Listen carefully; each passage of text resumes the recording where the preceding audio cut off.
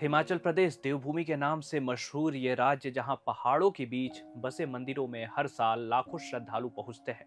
कोई अपनी मनोकामना लेकर आता है, कोई दर्शन के लिए और कोई आस्था के साथ चढ़ावा चढ़ाता है।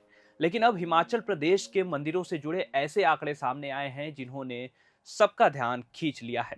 राज्य सरकार के अनुसार हिमाचल प्रदेश के 36 सरकारी नियंत्रण वाले मंदिरों में 1 जनवरी 2024 से 1 अगस्त 2026 तक कुल 419 करोड़ 88 लाख रुपए से ज्यादा का चढ़ावा आया है।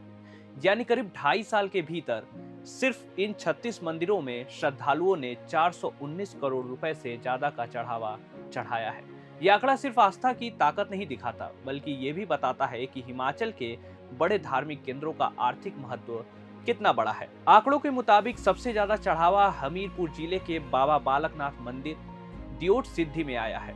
यहाँ करीब 99.19 करोड़ रुपए का चढ़ावा मिला, यानी कुल 100 करोड़ रुपए का यहाँ चढ़ावा मिला है। इसके बाद बिलासपुर के प्रसिद्ध नैना देवी मंदिर का नंबर रहा, जहाँ करीब 87 करोड़ रुपए चढ़ावे के रूप में आए हैं।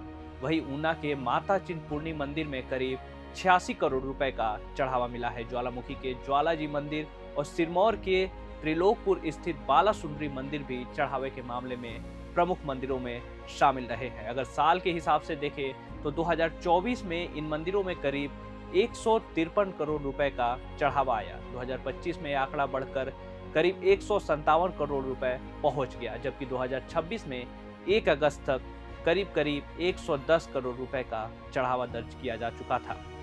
यानी हिमाचल के इन मंदिरों में श्रद्धालुओं की आस्था के साथ साथ चढ़ावे की रकम भी लगातार बड़ी बनी हुई है। अब सवाल ये है कि इतनी बड़ी रकम आखिर खर्च कहां होती है। हिमाचल सरकार की ओर से विधानसभा में दी गई जानकारी के मुताबिक मंदिरों में आने वाले चढ़ावे का इस्तेमाल मंदिरों के रखरखाव, सौंदर्यीकरण, साफ सफाई, लाइटिंग, धार्मिक आयोजनों और मेलों के आयोजन में किया जाता है। इसके अलावा पुजारियों और मंदिर कर्मचारियों के वेतन तथा गौशालाओं से जुड़े खर्चों पर भी रकम इस्तेमाल होने की बात कही गई है। सरकार के जवाब के मुताबिक चढ़ावे की रकम का 50% हिस्सा गौसदनों के निर्माण और रख रखाव के लिए पहले से ही निर्धारित है।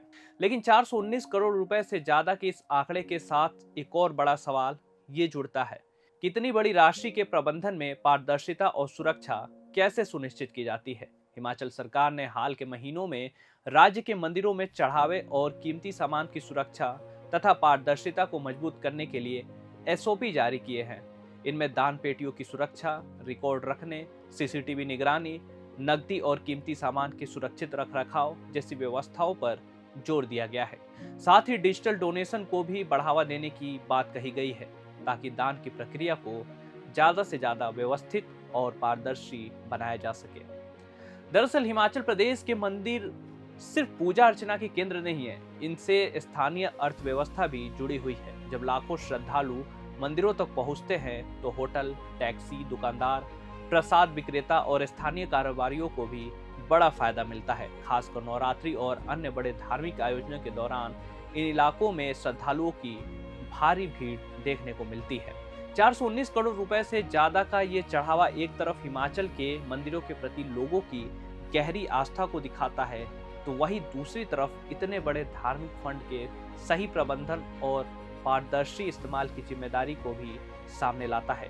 तो सवाल सिर्फ इतना नहीं है कि किस मंदिर में कितना चढ़ावा आया, सवाल ये भी है कि श्रद्धालुओं की आस्था से जुटी ये रकम मंदिरों की व्यवस्था, धार्मिक और सामाजिक गतिविधियों के साथ साथ किस तरह सुरक्षित और पारदर्शी तरीके से इस्तेमाल हो रही है।